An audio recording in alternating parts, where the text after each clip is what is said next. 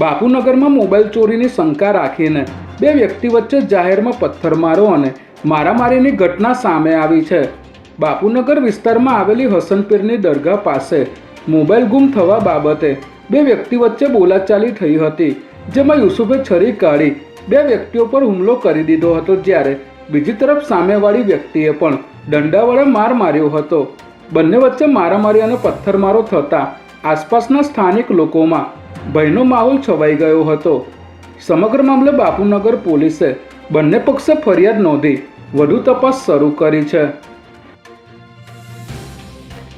અમદાવાદના સનાથલ ગામમાં લગ્ન પ્રસંગ દરમિયાન થયેલા સામાન્ય ઝઘડામાં ક્ષત્રિય યુવકની હત્યા કરી દેવામાં આવતા ચકચાર મચી ગઈ છે.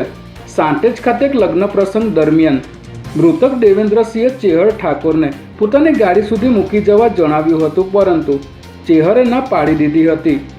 જે બાબતનું મનદુખ રાખીને મૃતક દેવેન્દ્રસિંહ સનાથલના ઠાકોર ફળિયા ખાતે આરોપીના ઘરે પહોંચ્યા હતા, જે માથાકૂટ દરમિયાન ચેહર ઠાકોરે દેવેન્દ્રસિંહને છરીના ઘા ઝીકી દેતા તેમનું કરુણ મોત નીપજ્યું હતું.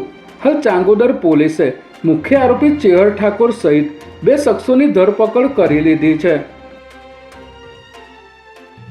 ફરજાના હત્યા કેસમાં ક્રાઇમ બ્રાન્ચે પહેલી વખત એઆઈ ટેકનોલોજીનો ઉપયોગ કરીને મૃતકનો ચહેરો તૈયાર કર્યો છે.